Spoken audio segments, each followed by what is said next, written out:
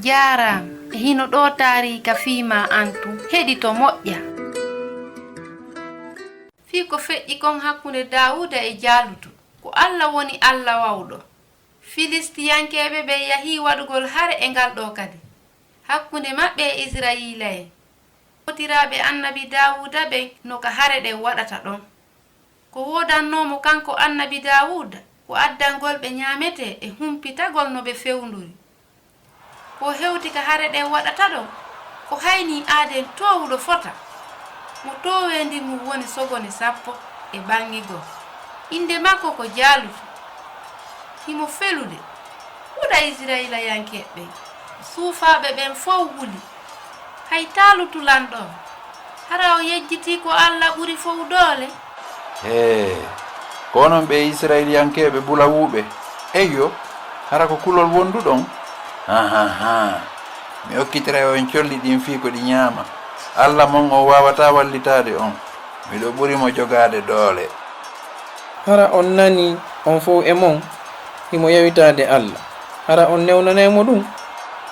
Hari annabi Dawuda no monani fota o Filisiyankejo bewɗuɗo. Yawitagol Israila yankeɓen ko goɗɗum kono yawitagol Allah ko goɗɗum go. O yawti kerol ngol.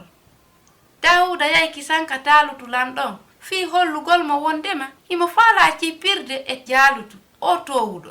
Hari annabi Dawuda hina fijundaru woni o nabori weduru ndu o aynirta ndum o fokkitani Jalutu ko Allah ɓuri marde doole ko kanko woni ko suusinimo. Suufaɓe buy wawano hoolade ko ɓe sutti kon nde ɓe yi aynowo toso kon fofango maɓɓe ngon taƴiti e nder ko ɓe habbi kon. Jalutu no ɓado tun himo ɓado. Hara komi rawandu min si ardiranalan e weduru haray ɗa sikka Allah ma on hisinte. Miɗo ɓurimo doole mi fittete wonki kin. An hiɗa ardirandelan kafa e conkewal min non miɗo aride e ma inde Allah wawɗo mo huɗuɗon on. Himo ɓurma doole mi foolete on say aduna on fof anday wonde Israila ko Allah jon gurdam ɗan woni rewde. Annabi Dawuda ƴetti lampurawol ngol o haylingol o taari.